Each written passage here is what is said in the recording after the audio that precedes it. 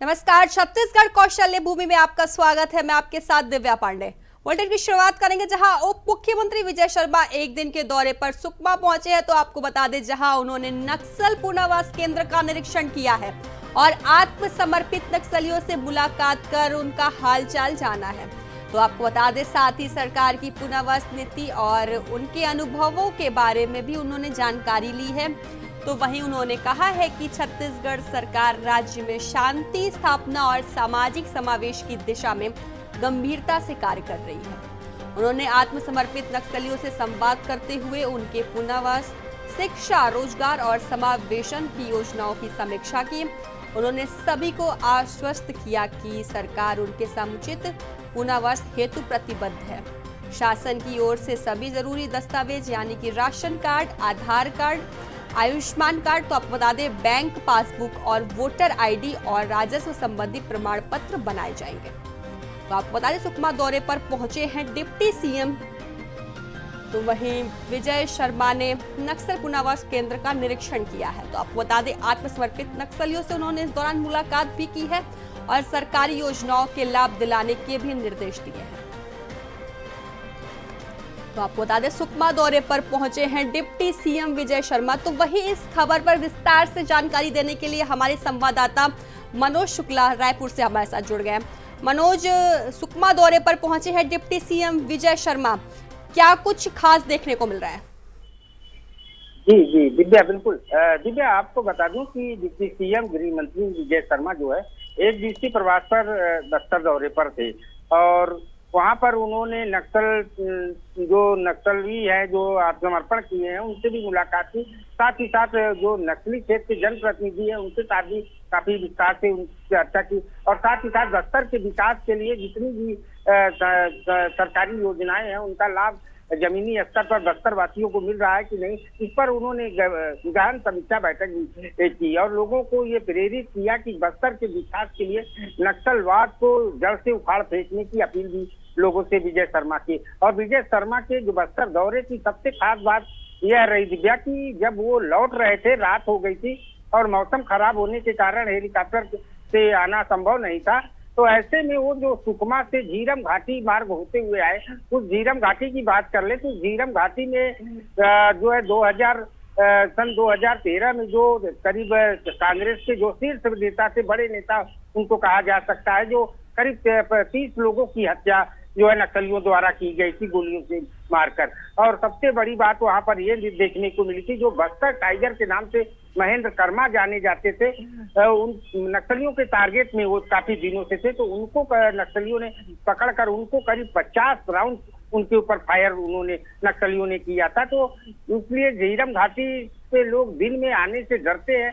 ऐसे जगहों पर डिप्टी सीएम का रात में आना जो है एक बड़ा संदेश जो है ये देखने को मिल रहा है, जिसका ये मतलब कहा जा सकता है उनके आने, उनके द्वारा ये वीडियो भी सोशल मीडिया पर शेयर किया गया था। रात में जी वो इस समय लौट रहे थे, तो ऐसे में जो है गृह मंत्री का आना उस रास्ते से रात में, तो ये बड़ी बात सामने निकल कर आई है और लोगों में ये संदेश गया कि अब बस्तर जो है नक्सल मुक्त लगभग हो चुका है। तो उस वीडियो से सीधा संदेश यही जाता है कि लोग जहां पर दिन में आने से डरते थे, जिस रास्ते से दिन में लोग जाने से डरते थे, उस रास्ते से डिप्टी सीएम गृह मंत्री जो विजय शर्मा है उन्होंने रात में सफर किया। तो ये बड़ी बात सामने निकल कर आती है। जी जी बिल्कुल मनोज, डिप्टी सीएम ने आत्मसमर्पित नक्सलियों से मुलाकात की है और सरकारी योजनाओं के लाभ दिलाने के भी निर्देश दिए। अब ये बताइए, सरकारी योजनाओं के किस तरीके से लाभ दिलाने के निर्देश दिए गए हैं, क्या कुछ रूपरेखा बनेगी?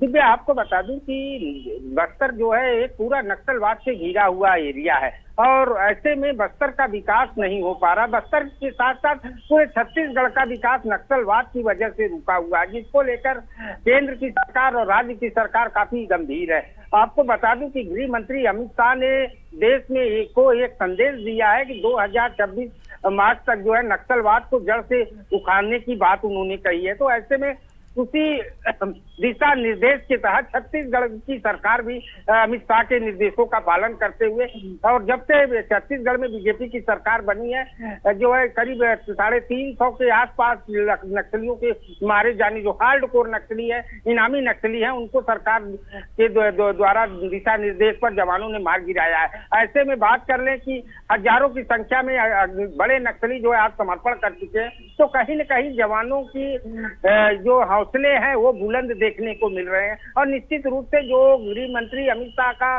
सीधा संदेश है देश की जनता के लिए कि 2026 तक नक्सलवाद खत्म हो जाएगा, उसकी रणनीति पे छत्तीसगढ़ सरकार भी कार्य कर रही है। इसी के तहत छत्तीसगढ़ सरकार जो है कई तरह की योजनाएं भी चला रही है। नक्सलियों के आत्मसमर्पण करने पर, जैसे असलाह के साथ वो LMG के साथ आत्मसमर्पण करते हैं तो उनको 5 लाख रुपया दिया जाएगा, और जो AK-47 के साथ आत्मसमर्पण करते हैं नक्सली तो उनको 4 लाख रुपया दिया जाएगा।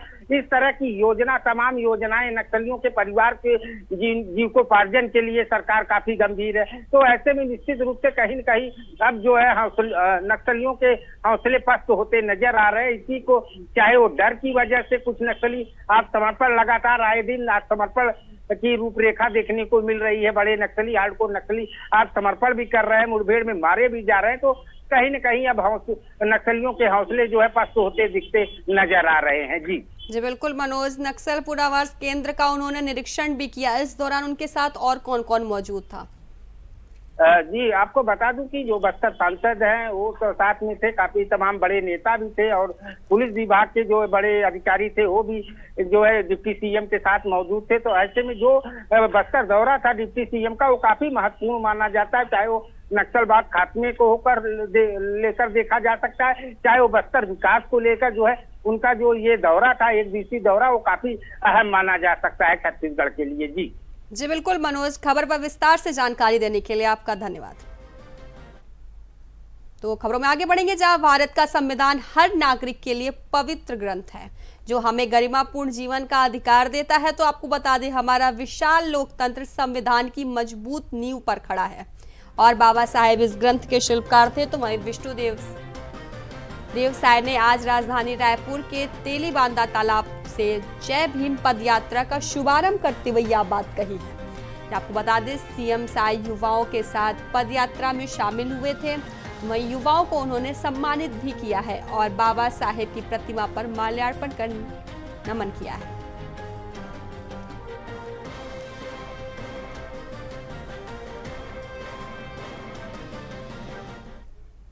खबर रायपुर से है, जहां मधुकर खेर स्मृति प्रेस क्लब परिसर में गोविंद लाल वोरा स्मृति लाइब्रेरी का शुभारंभ हुआ।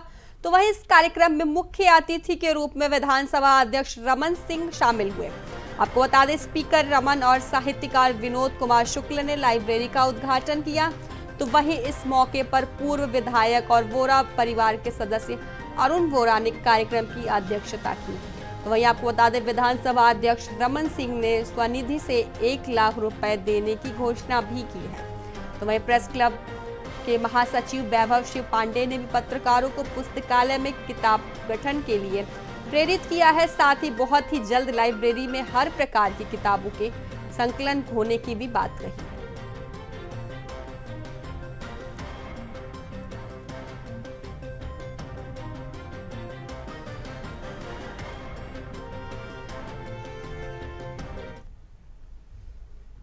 तो खबरों में आगे बढ़ेंगे, जहां रायपुर के गुड़ियारी थाना में एक दर्दनाक हादसा हुआ है। बता दें, गुलमोहर पार्क कॉलोनी में नगर निगम द्वारा सीवरेज टैंक निर्माण के लिए खोदे गए गहरे खड्डे में 3 मासूम बच्चे खेलते खेलते गिर गए।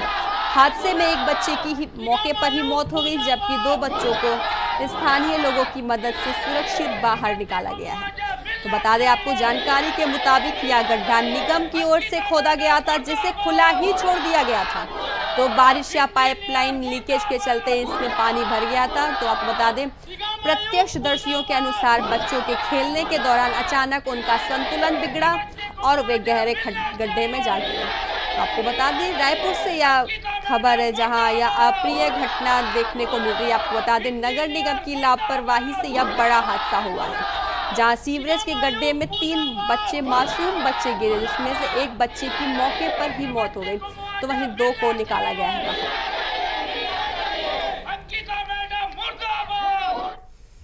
तो ये खबरों में आगे बढ़ेंगे। जहां रायपुर के खमडाही थाना क्षेत्र में पुलिस ने ऑनलाइन क्रिकेट सट्टेबाजी के खिलाफ बड़ी कार्रवाई की है। बता दें, मुखबिर की सूचना पर Shiva telecom crystal arcade Rajiv Nagar में छापा मारकर 2 आरोपी को गिरफ्तार किया गया है। तो वहीं पुलिस ने मौके से 3 मोबाइल, सट्टा पट्टी, कॉपी, पेन और 8 स्क्रीनशॉट जब्त किए हैं, जिनकी कीमत लगभग 3 लाख रुपए बताई जा रही है। तो आपको बता दें, पूछताछ में आरोपियों ने संजय किमनानी के इशारे पर सट्टा चलाने की बात कबूली है। तो आपको बता दें, वहीं पुलिस ने अधिनियम 2022 के तहत मामला दर्ज कर जांच शुरू कर दी है। तो वहीं क्रिकेट सट्टेबाजी के खिलाफ पुलिस की रेड पुलिस ने 2 आरोपियों को गिरफ्तार किया है। आपको बता दें, आरोपियों के पास से 3 लाख रुपए भी जब्त किए गए हैं।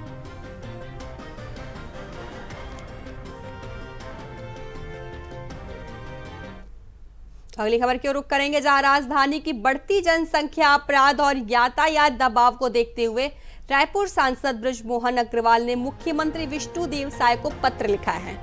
उन्होंने पत्र के माध्यम से रायपुर और रायपुर जिले की कानून व्यवस्था को सुदृढ़ करने और यातायात व्यवस्था को बेहतर बनाने के लिए पुलिस विभाग में खाली पदों पर तत्काल भर्ती की मांग की है। साथ ही राजधानी के लिए अतिरिक्त पुलिस बल स्वीकृत करने की भी आवश्यकता जताई है।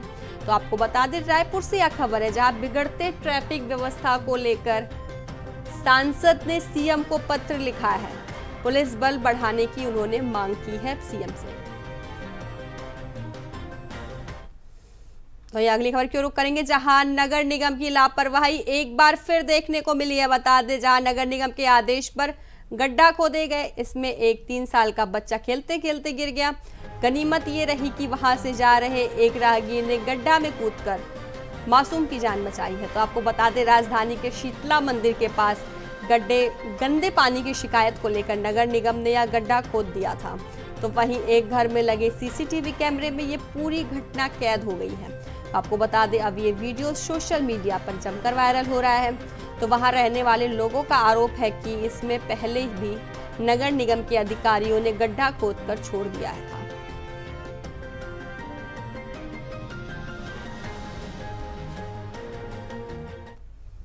तो वहीं देश में नए कानून, नवीन भारतीय न्याय संहिता 2023, भारतीय नागरिक सुरक्षा संहिता 2023 और भारतीय साक्ष्य अधिनियम 2023 या 3 नए कानून भारत सरकार के द्वारा लाए गए हैं, जिसे BNS कहा जाता है। आपको बता दें, अब यह नया कानून जुलाई महीने से लगभग सभी न्यायालय में लागू हो जाएंगे। तो वहीं विवेचना अधिकारी पुलिस विभाग के समस्त अधिकारियों को बारीकी से बताया गया है। इसमें से दंड से अधिक न्याय पर जोर दिया गया है। तो वहीं आपको बता दें, अनुसंधान की प्रगति की जानकारी अब पीड़ित को देना अनिवार्य होगा, जहां कार्यशाला में पुराने और नए कानून की धाराओं और सजा के अंदर को समझाया जाएगा। तो आपको बता दें, बलौदाबाजार से यह खबर है, जहां BNS कानून भारत सरकार लाई 3 नए कानून।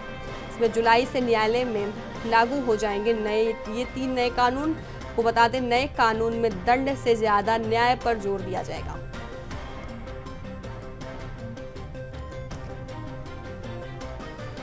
आपको बता दें, BNS कानून, जहां भारत सरकार ने यह 3 नए कानून लेकर आई है। तो वहीं इस खबर पर विस्तार से जानकारी देने के लिए हमारे संवाददाता प्रदीप महेश्वरी हमारे साथ बलौदाबाजार से जुड़ गए। प्रदीप, भारत सरकार 3 नए कानून लेकर आई है, विस्तार से बताइए इसको। आपको बता दो कि मोदी सरकार ने पुराने कानूनों को समाप्त कर नए कानून लाए। पुराने कानून में गवाह के अभाव पर अपराधियों को सजा नहीं मिल पाती थी और उससे न्याय की व्यवस्था ज्यादा दी गई है। इस नए कानून में दूसरा है कि साक्ष्य जो दिया गया, जो साक्ष्य होते हैं, जो पुलिस विवेचना को जो साक्ष्य, जो जैसे फोटोग्राफी है, वीडियोग्राफी है और तुम्हारा जो निटान ऐप जो दिया गया, उसमें जो साक्ष्य होंगे, इलेक्ट्रॉनिक जितने भी साक्ष्य होंगे वो न्यायालय में मान्य किए जाएंगे। ये इसमें 3 दंड है कि भारतीय दंड संहिता है, भारतीय सुरक्षा में नागरिक सुरक्षा रहेगा और तीसरा है कि भारतीय साक्ष्य संहिता। 3 कानून जो नए लाए गए, इसमें जो पुराने कानूनों को समाप्त करके अब जुलाई माह से पूरे न्यायालय में ये कानून लागू हो जाएगा और जिसमें पीड़ित परिवार को न्याय मिलने का भी ज्यादा इसमें जोर दिया गया। इसमें विवेचना जो अधिकारी होता है हमेशा पुलिस होती है, तो पुलिस को समझाया गया है कि ये नए जो 3 कानून लाए गए हैं, इसमें आपके पास जो भी घटना घटती है उसमें जो साक्ष्य होते हैं, आपको जो भी साक्ष्य है, परिजन जो बोलते हैं, जैसे विशेष परिस्थिति में जैसे ई साक्ष्य जो भी आपको वहाँ पर घटना घटी उसकी फोटोग्राफी कीजिए, वीडियोग्राफी कीजिए और जो भी यहाँ पर आसपास से मान लो गवाह नहीं मिलते हैं, तो ये जो जो आपके पास ई साक्ष्य है, ई साक्ष्य मतलब ये होता है जो भी आप वहाँ पर विवेचना स्थल में आप जब पहुंचे हैं तो ये अब गवाह के तौर पे नए कानून में जोड़े गए हैं। इसी प्रकार जब हमेशा जब कोई भी घटना घटती है, मर्डर होता है, ऐसी कोई अपराध होता है, तो जब गवाह नहीं मिलता जिस कारण जो अपराधी होता है वो न्यायालय से छूट जाता है, तो अब ये नहीं छूट पाएंगे। अब ये जो ई साक्ष्य है वो हमेशा अब काम आएंगे। ये जो नया कानून है मोदी सरकार ने लाया है, तीनों कानून जिसे मोदी अमित शाह ने जिससे लाया था, जो अब जुलाई माह से यही अब हम कानून लाए हैं। पुराना जो भारतीय दंड संहिता है अब समाप्त होकर भारतीय न्याय संहिता के नाम से कानून जाना जाएगा। जी बिल्कुल प्रदीप, ये तीनों नए कानून न्यायालय में कब से लागू हो जाएंगे? 1 जुलाई से अभी तक दोनों कानून चल रहे थे, जिसमें क्या है कि नए कानून आने के बाद कई विवेचना अधिकारियों को तकलीफ लगती थी और लगातार सरकार के द्वारा विवेचना जो काउंसलिंग बना के अधिकारियों को यह समझाया जाता था कि नए जो कानून आएंगे इस प्रकार से आपको उसका परिपालन करना है और इसका अनुसंधान के बारे में पूरी जानकारी दी जाती थी। इसी परिप्रेक्ष्य में विगत दिनों एसपी कार्यालय में पूरे जितने भी जो IAS अधिकारी थे उनको जानकारी दी गई और जानकारी देने के बाद बताया गया कि जुलाई माह से अब फुल फ्लैश ये नए कानून ही लागू होंगे और जो पुराने कानून जो थे आचार दंड संहिता वो समप्त होकर जो नए साक्ष्य जो होंगे जिसका अपराधियों को तलाशों की शिक्षा सजा देने के लिए कानून बनाए गए हैं और उसी का परिपालन किया जाना है। जी बिल्कुल प्रदीप, इस कानून में सबसे अहम चीज ये है कि दंड से ज्यादा न्याय पर जोर दिया जाएगा। किस तरीके से लोगों को न्याय दिलाया जाएगा, क्या कुछ रूपरेखा बनाई जाएगी? न्याय का मतलब ये होता है कि जैसे भी कई बार ऐसी घटना घटने होती है, गाँव में किसी का मारपीट होती है, मर्डर होता है, तो ये साक्ष्य जो होता है अपने ई साक्ष्य का मतलब ये होता है जैसे कि मोबाइल में किसी प्रकार की जो बातचीत हुई है या अपराधी को बातचीत हुई है, तुम्हारा जो वहाँ की आसपास की जो वीडियोग्राफी होगी, जो वहाँ पर फोटोग्राफी होगी और उसके बाद जो एक जो अब नया जो ऐप जो सुप्रीम कोर्ट ने लागू किया हुआ 10 निदान ऐप करके है, इस ऐप में उपयोग करने के बाद ऑटोमेटिक ये पूरा जो साक्ष्य कहलाएंगे, गवाह कहलाएंगे, जिसके बाद जब विवेचना होगी, जब न्यायालय में पुलिस जाकर पेश होगी तो यही साक्ष्य के रूप में गवाह के रूप में माने जाएंगे और जो पीड़ित पक्ष को ये पूरी जानकारी बताएगी। ये इस कानून में बहुत अहम बात यह रहेगा कि भारतीय न्याय संहिता माने पीड़ित परिवार को पूरे कानून की जो भी घटना होगी उसको पुलिस को देना अनिवार्य होगा। पहले ऐसा नहीं था कि आपको पुलिस पहले दंड में देती थी, अब जो पीड़ित परिवार को इस प्रकार की विवेचना की गई है, इस प्रकार का साक्ष्य हमको जो प्राप्त हुआ है इसके आधार पर यह न्यायालय में इसको पेश कर रहे हैं। ये पूरा इसमें दिया हुआ है न्याय प्रकरण में। जी बिल्कुल प्रदीप, खबर पर जानकारी देने के लिए आपका धन्यवाद। आपको बता दें भारत सरकार 3 नए कानून लाई है जिसको जुलाई से न्यायालय में लागू किया जाएगा। बता दें इस में नए कानून में दंड से ज्यादा न्याय पर जोर दिया गया है। आपको बता दें इन 3 नए कानून में सबसे अहम चीज यह है कि यह जुलाई से लागू हो जाएगा और इस नए कानून में दंड से ज्यादा न्याय पर जोर दिया जाएगा। तो एक खबरों में आगे बढ़ेंगे जहां जिले के कसडोल नगर पंचायत के वार्ड नंबर 2 इंदिरा कॉलोनी में अवैध शराब की बिक्री को लेकर देर शाम वार्ड के पार्षद के नेतृत्व में महिलाएं लामबंद हो गई हैं और गली गली बिक रही महुआ शराब की शिकायत लेकर थाना पहुंची।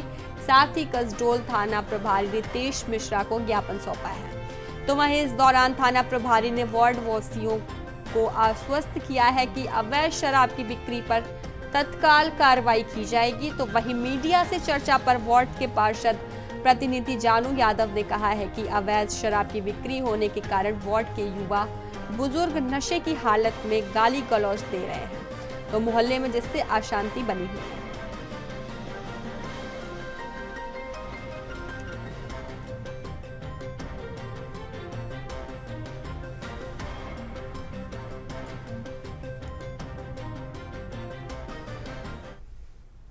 तो अगली खबर की रुख करेंगे। खबर बलौदा बाजार से है जहां सांस्कृतिक मूल्य और परंपरा को समर्पित एक अनूठा आयोजन भाटापारा के शहीद ग्राम गुर्रा के जोगी द्वीप में देखने को मिला है। आपको बता दें आदिवासी समाज के 54 जोड़ों का सामूहिक विवाह समारोह आयोजित किया गया है जिसमें सभी वर्ग पारंपरिक बैलगाड़ियों से बारात लेकर पहुंचे हैं। तो आपको बता दें कि बारात ग्राम अर्जुनी से खमरिया होते हुए जोगी द्वीप पहुंची है जिसमें सभी बाराती आदिवासी परिधान में शामिल हुए। तो वहीं वर पारंपरिक बैलगाड़ियों में सवार होकर पहुंचे हैं जहां आदिवासी परंपरानुसार महिलाओं ने वर सहित बारातियों का स्वागत किया है। कार्यक्रम में शामिल होने पहुंचे रायपुर सांसद ब्रिज मोहन अग्रवाल ने वर वधुओं को आशीर्वाद प्रदान किया है। तो आपको बता दें वहीं शहीद नरेश ध्रुव के चित्र पर भी पुष्पांजलि अर्पित की गई है। तो आपको बता दें मलौदा बाजार से यह खबर है, जहां बैलगाड़ी में निकली है बारात, तो वहीं सांसद ने बारातियों का स्वागत किया है। तो आपको बता दें नवविवाहित दंपतियों को उन्होंने आशीर्वाद भी दिया है।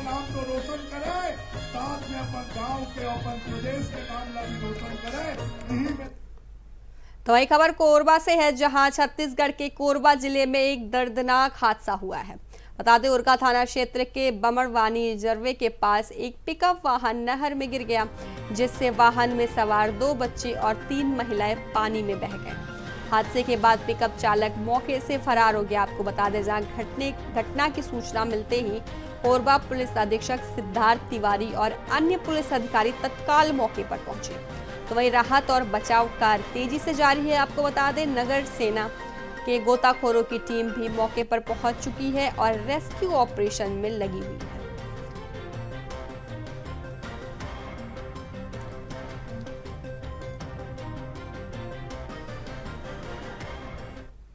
तो अगली खबर की रुख करेंगे, जहां छत्तीसगढ़ का इंदिरा कला संगीत विश्वविद्यालय खैरागढ़ एक बार फिर सियासी घमासान का केंद्र बन गया है। दादे कुलपति पद पर प्रोफेसर लवली शर्मा की नियुक्ति के खिलाफ अखिल भारतीय विद्यार्थी परिषद ने मोर्चा खोल दिया है, जहां लवली शर्मा गो बैक के नारों से परिसर गूंज उठा है।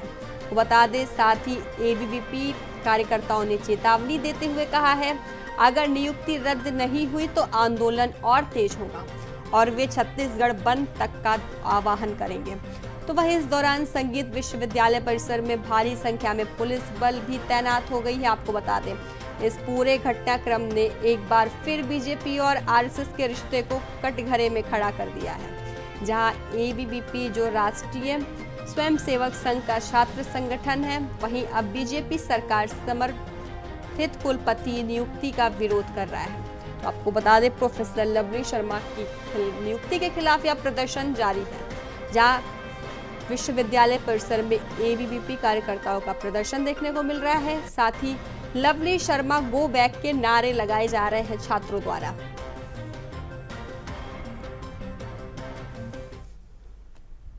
तो खबरों में आगे बढ़ेंगे, जहां छत्तीसगढ़ में मौसम का मिजाज बदला हुआ है। बता दें बस्तर संभाग के कुछ इलाकों में जोरदार बारिश और ओलावृष्टि हुई है। तो वहीं कोंडागांव जिले में तेज आंधी तूफान के साथ ओले भी गिरे हैं। ओले गिरने के कारण किसानों की फसलों को नुकसान हुआ है। तो वहीं तेज आंधी के कारण कई घरों के छप्पर भी उड़ गए हैं। आपको बता दें मौसम की इस बार से न सिर्फ खेती प्रभावित हुई है बल्कि आम जनजीवन भी अस्त व्यस्त हो गया है। तो वहीं तेज हवा, ओले और बारिश से कई जगहों पर जल भराव की स्थिति भी बन गई है। हालांकि तापमान में गिरावट से गर्मी से कुछ राहत जरूर मिली है। तो आपको बता दें छत्तीसगढ़ में मौसम का मिजाज बदल गया है, जहां कोंडागांव में बारिश के साथ ओले गिरे हैं। तो वहीं कई इलाकों में बारिश, तेज आंधी चल रही है, जहां फसलें बर्बाद होने पर किसानों का नुकसान भी हो रहा है।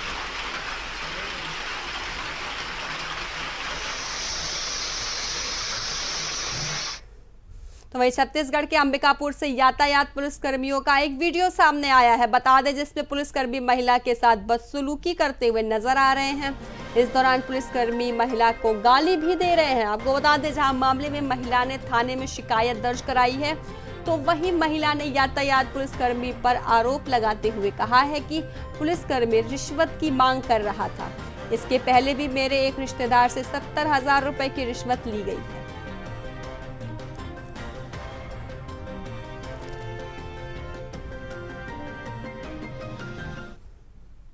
तो फिलहाल छत्तीसगढ़ कौशल्य भूमि में अब के लिए बस इतना ही। बने रहिए इंडिया वॉइस के साथ। नमस्कार।